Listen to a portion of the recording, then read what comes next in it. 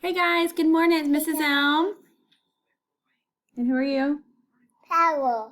We're here to tell you what your work is for, what your work is today. All right, today's Wednesday. That's right, today's Wednesday. So if you haven't watched your read alouds, you could do that today or watch them over.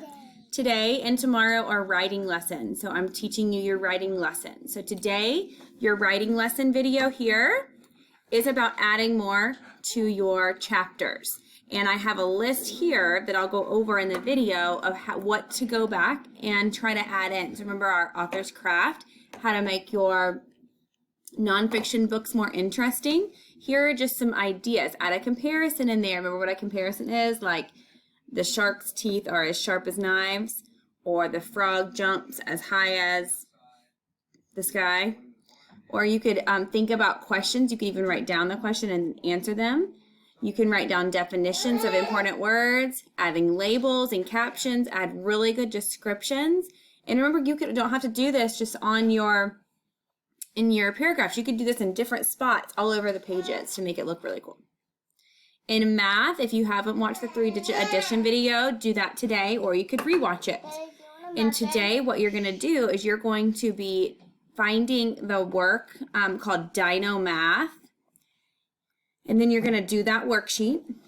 And then after you have these 3 equations here, you're going to not just do the equations. You're going to use them in a word problem. So for example, like for this first one, 436 plus 125. Here's an example. Moby had 436 toy cars in a toy box. On his birthday, his family gave him 125 more. How many cars does he have now? And then please answer the questions. In science, you're going to create a diagram of the life cycle of a frog. So if you need to go back and watch the frogs video from Brain Pump Jr., that will be a good idea.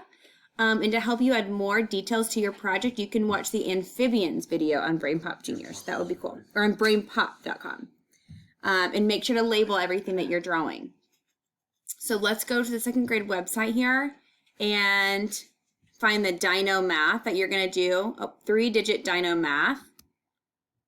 And this is what you're going to do today for your math first before you make your own. So there's just 4 Dino word problems here.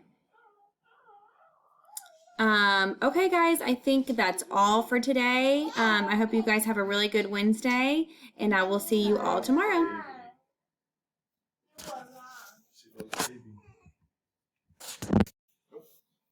Now what? Now I'm right.